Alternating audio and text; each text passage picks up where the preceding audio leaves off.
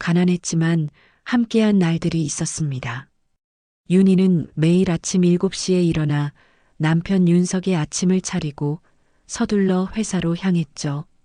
대학원생인 윤석의 학비와 생활비를 모두 감당해야 했거든요. 월급 200만 원으로 집세, 생활비, 그리고 윤석의 대학원 등록금까지 내다 보니 윤희 자신을 위한 돈은 거의 남지 않았습니다. 그래도 윤희는 불평하지 않았어요. 우리 윤석이만 잘 되면 괜찮다며 항상 웃어넘겼죠. 시댁 식구들의 갖은 구박에도 말입니다. 시어머니 김영자는 며느리는 말 잘 듣는 게 최고야라며 손 하나 까딱 안 하면서 모든 집안일을 윤희에게 떠넘겼습니다. 설거지, 빨래, 청소는 물론이고 시누이 소영의 방 정리까지 모두 윤희의 몫이었죠. 퇴근 후 지친 몸을 이끌고 시댁에 들어서면 시어머니는 소파에 누워 드라마를 보고 있었습니다. 윤희야, 밥은 언제 해? 배고프다라는 말이 인사 대신 나왔죠. 시누이 소영은 더했어요. 윤희야, 내 방 좀 치워줘. 친구들 온다고 했잖아. 35살의 무직 시누이가 29살 며느리를 부리는 모습은 참으로 기가 막혔습니다. 윤희는 그런 상황에서도 참았어요. 윤석이 박사 논문을 쓰느라 바쁘다는 걸 알고 있었거든요. 밤늦게 연구실에서 돌아온 윤석에게 따뜻한 음식을 준비해주고 피곤해하는 모습을 보며 어깨를 주물러 주기도 했죠. 고생 많아, 윤석아. 조금만 더 힘내자라고 말하면서요. 하지만 시댁 식구들의 태도는 점점 더 심해졌습니다. 시어머니는 우리 윤석이 박사 되면 대기업 들어갈 텐데 그럼 윤희 너도 덩달아 좋아지는 거야라며 지금의 고생은 당연하다는 식으로 말했어요.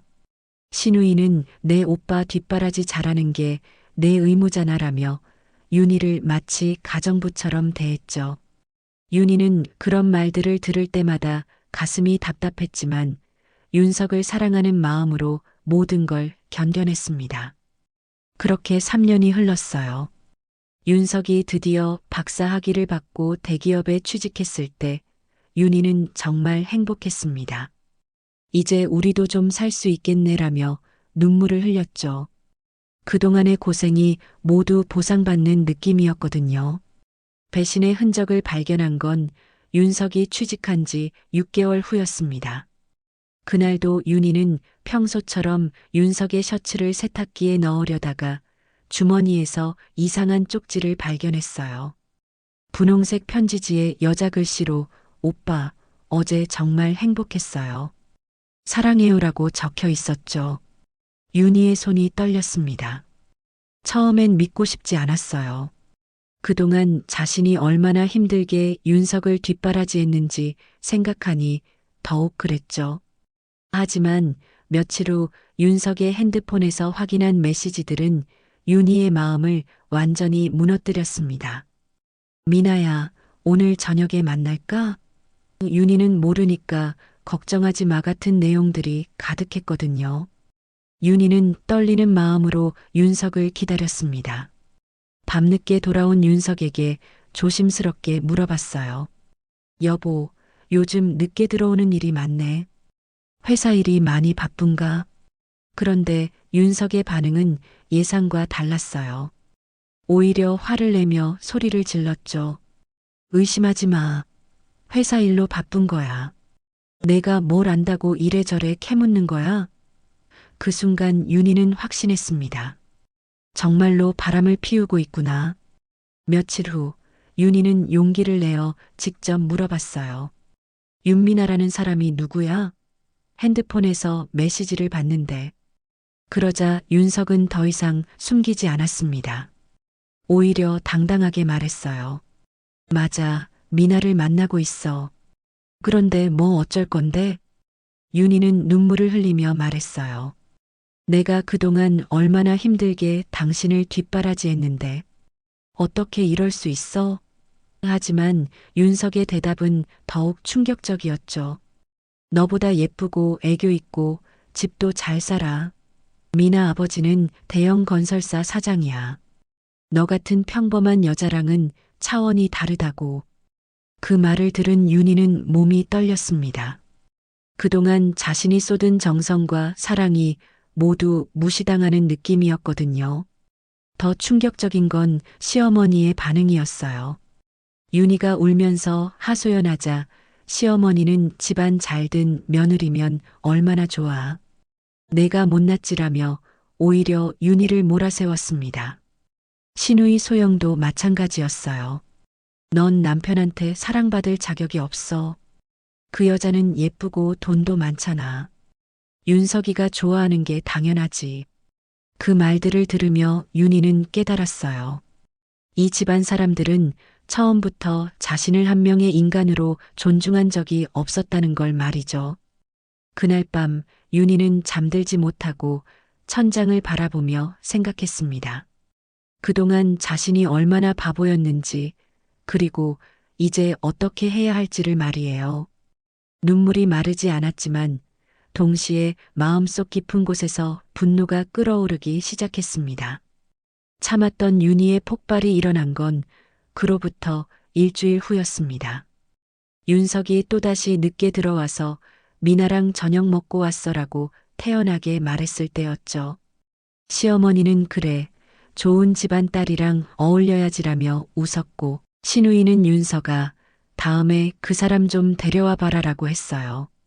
윤희는 그 순간 무언가 머릿속에서 끊어지는 소리를 들었습니다. 조용히 방으로 들어가서 서랍에서 이혼 서류를 꺼냈어요. 며칠 전 미리 준비해둔 것이었죠. 떨리는 손으로 자신의 이름을 적고 거실로 나갔습니다. 여보라고 부르자 윤석이 시큰둥하게 쳐다봤어요. 윤희는 이혼 서류를 윤석 앞에 던지며 말했습니다. 사인해요. 갑작스러운 상황에 윤석은 당황했죠. 야, 갑자기 뭐야? 이혼 서류를 왜 갖고 와? 윤희는 차분하게 말했어요. 당신들이 날 버렸다고 생각하겠지만 이제부터 내가 당신들 다 버릴 거예요. 그동안 정말 고생 많았습니다. 시어머니가 벌떡 일어나며 소리쳤죠. 윤희야, 무슨 소리야? 우리가 언제 너를 버렸다고 그래? 언제부터인지 말씀드릴까요? 윤희의 목소리는 점점 단호해졌습니다. 제가 일하면서 벌어온 돈으로 윤석이 대학원 다닐 때부터요. 그때부터 저는 이 집안에서 돈 벌어오는 기계였지 며느리가 아니었어요. 가족이 아니었고요. 신우이 소영이 끼어들었어요. 그래도 가족인데 이렇게 나가면 어떡해? 윤희는 쓴웃음을 지으며 대답했죠. 가족이라고요? 가족이 이렇게 대해요? 저를 식모 부리듯 하면서 가족이라고 하는 건 너무 뻔뻔하지 않나요? 윤석은 여전히 이해하지 못하는 표정이었어요. 야, 그래도 우리 지금까지 잘 살아왔잖아. 미나는 그냥 잠깐 만나는 거고. 그 말에 윤희는 더 이상 참지 않았습니다. 잠깐이라고요? 그 여자한테 사랑한다고 문자 보내면서 잠깐이라고 하는 거예요? 그 순간 윤석의 표정이 굳어졌어요. 들키고 싶지 않았던 부분까지 들킨 것 같았거든요. 윤희는 계속 말했습니다. 저는 더 이상 여기서 무시당하면서 살지 않을 거예요. 제가 번 돈으로 당신 공부시키고 집안일까지 도맡아 하면서 받은 보답이 바람이었군요. 이제 정말 끝이에요. 시어머니는 화가 나서 소리쳤죠. 그럼 내가 나가. 우리 윤석이는 얼마든지 좋은 여자 만날 수 있어. 윤희는 그 말을 듣고 오히려 후련해했습니다. 네, 나가겠어요. 그런데 앞으로 제가 번 돈 한 푼도 이 집에 들어오지 않을 거라는 걸 각오하세요. 이혼 서류에 사인을 마친 윤희는 미리 준비해둔 캐리어를 끌고 집을 나섰습니다. 밖에는 비가 내리고 있었어요. 차가운 빗방울이 얼굴에 떨어졌지만 윤희는 이상하게도 마음이 가벼워지는 걸 느꼈습니다. 그동안 짊어지고 있던 무거운 짐을 내려놓은 것 같았거든요. 버스 정류장에서 젖은 머리를 말리며 윤희는 생각했어요. 이제 정말 새로운 시작이구나. 눈물이 나왔지만 이번엔 슬픔이 아니라 분노였습니다. 그리고 그 분노 속에서 무언가 다른 감정이 싹트기 시작했죠. 바로 복수에 대한 의지였습니다. 3년 후 윤희는 완전히 다른 사람이 되어 있었습니다. 이혼 후 작은 원룸에서 시작한 생활이 이제는 강남 한복판의 오피스텔 펜트하우스까지 올라왔죠. 윤희가 창업한 IT 스타트업 네오시스템즈는 업계의 신데렐라로 불리며 코스닥 상장에 성공했습니다. 처음엔 정말 어려웠어요. 이혼 후 윤희는 작은 IT 회사에 취직해서 밤낮 없이 일했습니다.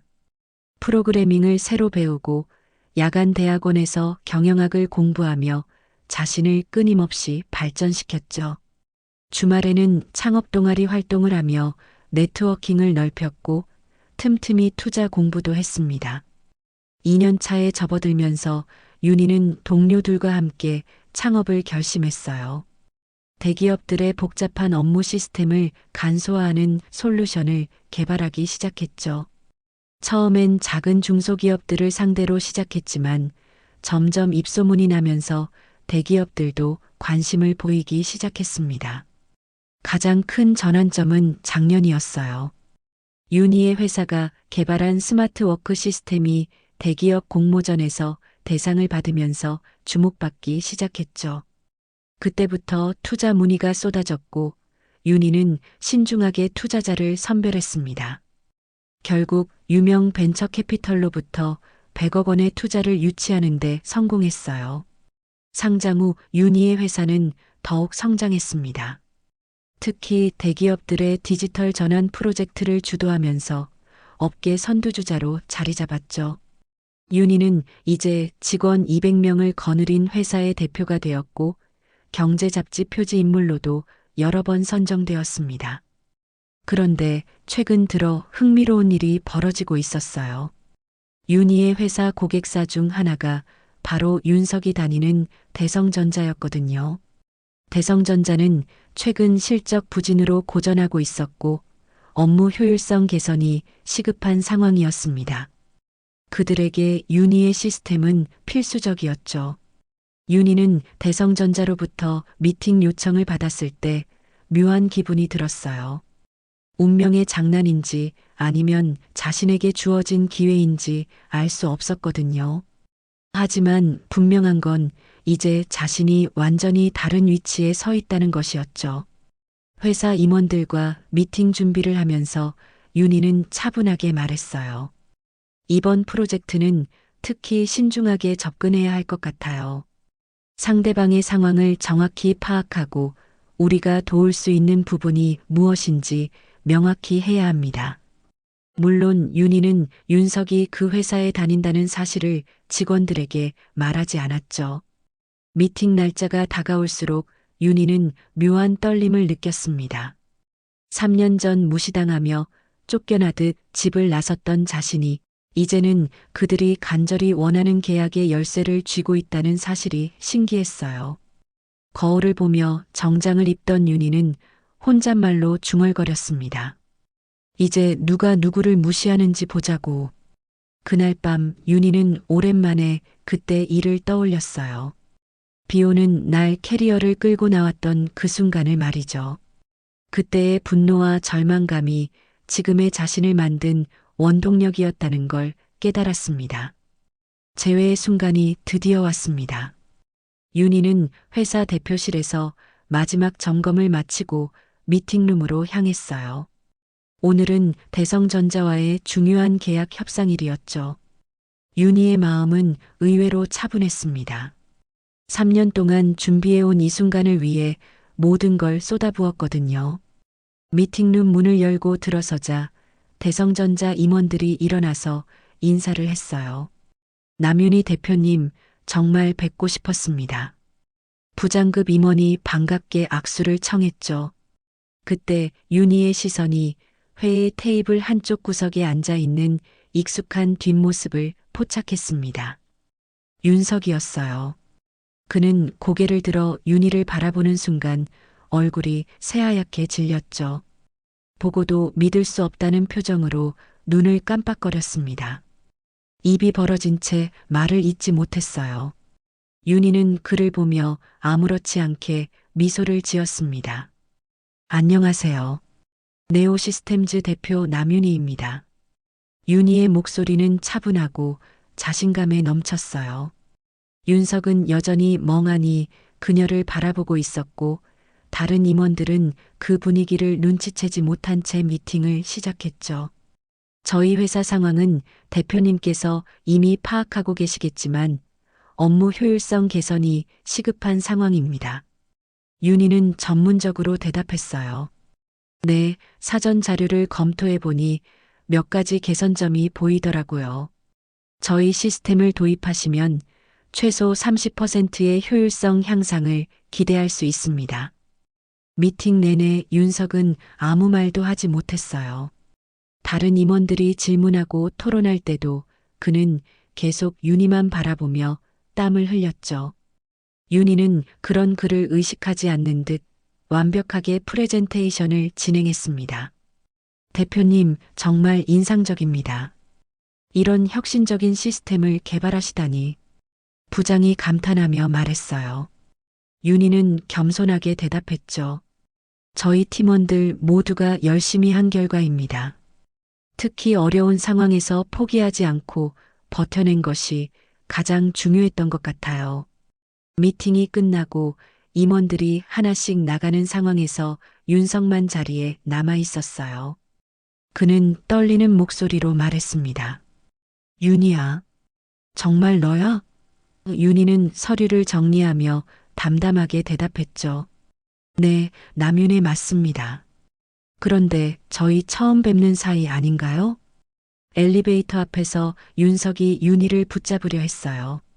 변명 섞인 눈빛으로 말했죠. 윤희야, 그땐 내가 정말 미안했어. 내가 잘못했다. 다시 시작할 수 없을까?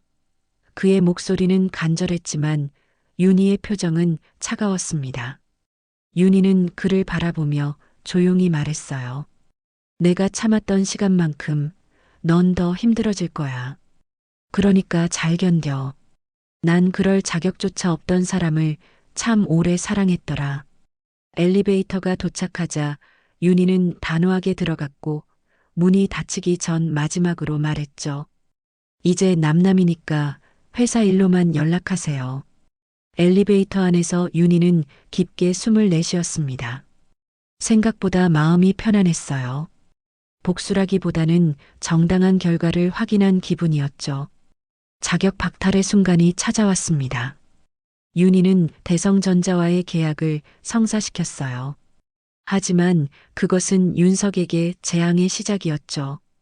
계약 후 진행된 업무 효율성 분석에서 윤석이 담당하는 부서의 비효율성이 적나라하게 드러났거든요. 윤희의 시스템은 정확했습니다. 각 부서별 업무 처리량, 소요 시간, 성과 지표를 모두 수치화해서 보여줬어요. 김윤석 과장 부서의 생산성이 전체 평균의 60% 수준입니다라는 냉정한 분석 결과가 경영진 회의에서 발표되었죠. 윤석은 그 보고서를 받아본 순간 얼굴이 새하얗게 질렸어요. 숫자는 거짓말을 하지 않았거든요. 그동안 대충대충 해왔던 업무들, 회사 시간에 개인적인 일을 처리했던 것들이 모두 데이터로 나타났습니다. 특히 미나와 만나느라 조퇴하거나 늦게 출근했던 기록들까지 상세히 분석되어 있었어요. 과장님, 이 부분에 대해 설명해 주실 수 있나요? 부장이 차가운 목소리로 물었습니다. 윤석은 변명할 말을 찾지 못했어요.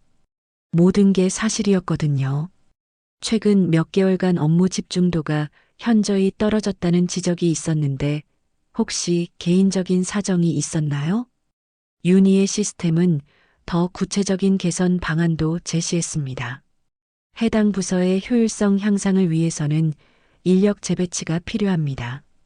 특히 성과가 낮은 직원들에 대한 재교육 또는 다른 조치가 필요해 보입니다라고 명시되어 있었죠. 경영진은 윤희의 분석을 바탕으로 구조조정을 단행하기로 결정했어요. 회사 실적이 좋지 않은 상황에서 비효율적인 인력을 그대로 둘 수는 없었거든요. 윤석은 정리해고 1순위 명단에 올랐습니다. 며칠 후 인사팀에서 호출이 왔어요. 김윤석 과장, 경영 효율화 차원에서 인력 조정이 있을 예정입니다. 인사팀장의 말은 간결했죠. 객관적인 데이터를 바탕으로 한 결정이니 이의를 제기하기는 어려울 것 같습니다. 윤석은 마지막으로 부탁해봤어요. 한 번만 더 기회를 주시면. 하지만 인사팀장은 고개를 저었습니다. 이미 결정된 사안입니다. 그리고 이번 분석은 외부 전문업체에서 한 거라 더욱 객관적이에요. 남윤희 대표가 직접 분석한 자료라고 하더라고요. 그 순간 윤석은 깨달았어요. 윤희가 의도한 것인지 우연인지는 몰라도 결국 자신의 무능함이 적나라하게 드러난 거였죠. 해고 통보서를 받고 나서야 윤석은 그동안 자신이 얼마나 안일하게 살아왔는지 후회하기 시작했습니다.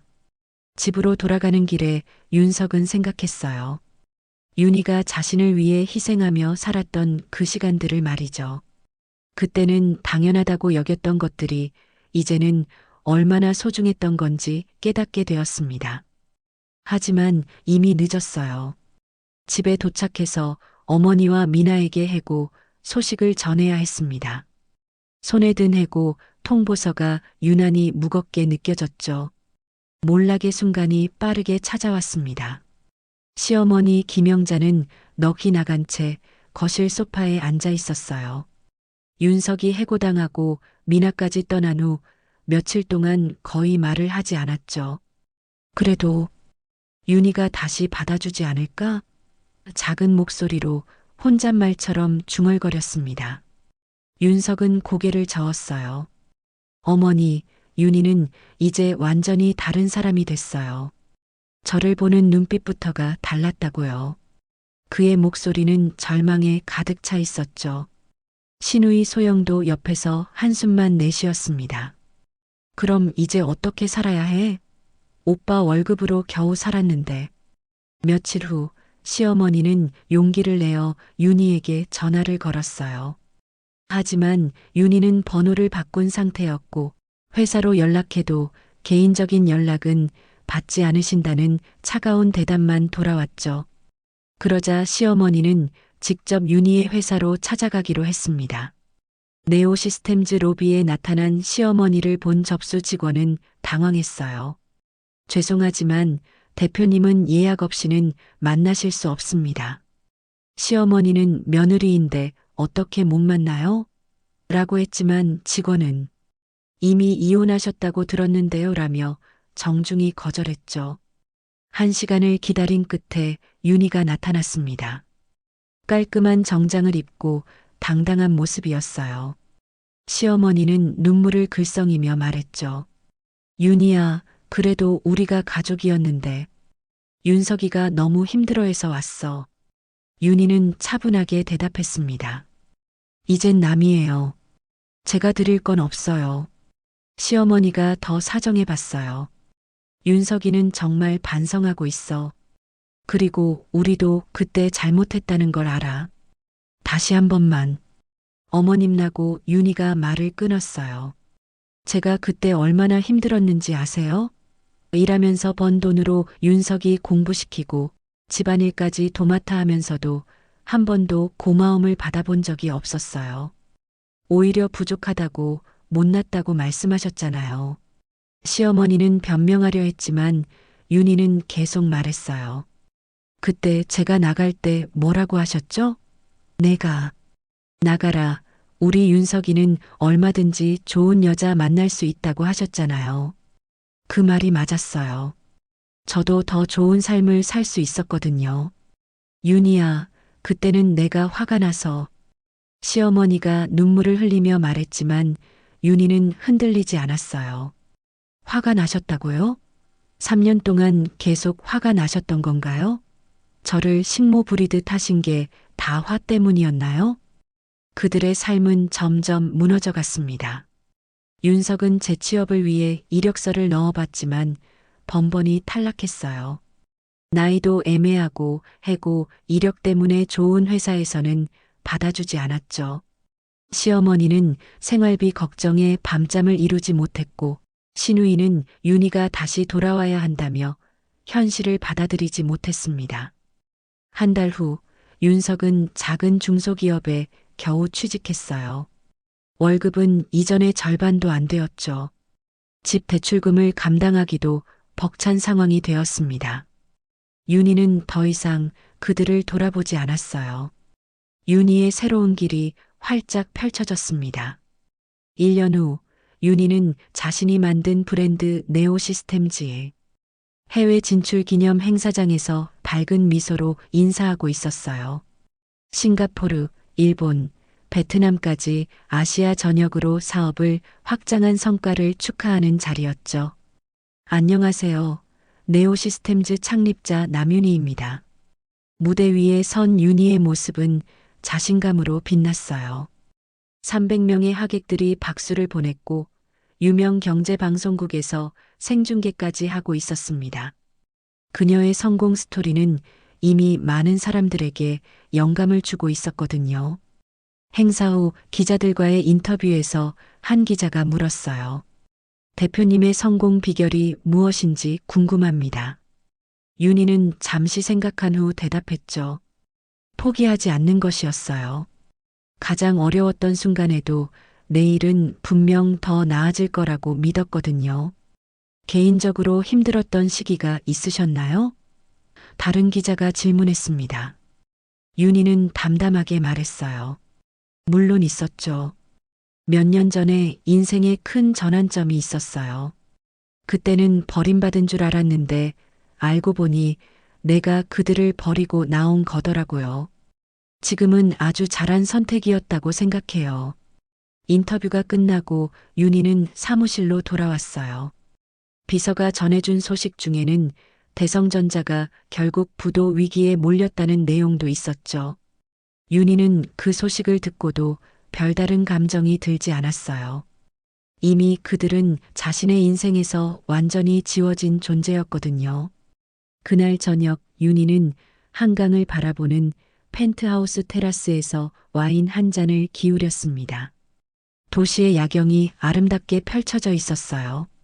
4년 전 비 맞으며 캐리어를 끌고 나왔던 그 밤을 떠올렸죠. 그때의 절망감이 지금은 감사함으로 바뀌어 있었습니다. 핸드폰에 알림이 떴어요. 회사 직원이 보낸 내년 사업 계획서였죠. 유럽 진출 계획까지 포함된 야심찬 내용이었습니다. 윤희는 만족스럽게 웃으며 계획서를 검토했어요. 앞으로 더 큰 꿈들이 기다리고 있었거든요. 며칠 후 윤희는 우연히 길에서 윤석을 마주쳤습니다.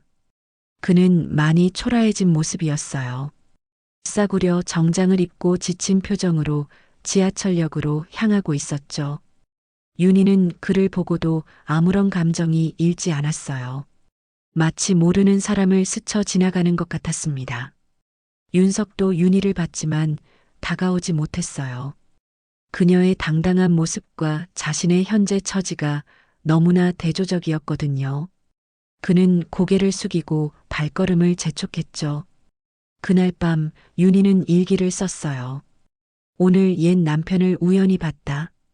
예전 같으면 가슴이 아팠을 텐데 이제는 정말 아무것도 느끼지 않는다. 이게 진짜 끝이구나. 그녀의 눈빛에는 더 이상 슬픔이 없었어요. 오직 당당함과 성취감만이 남아 있었습니다. 윤희는 창밖을 바라보며 혼잣말했어요. 고마워. 그때 날 버려줘서. 덕분에 진짜 내 인생을 찾을 수 있었어. 그리고 내일의 새로운 도전을 위해 잠자리에 들었습니다.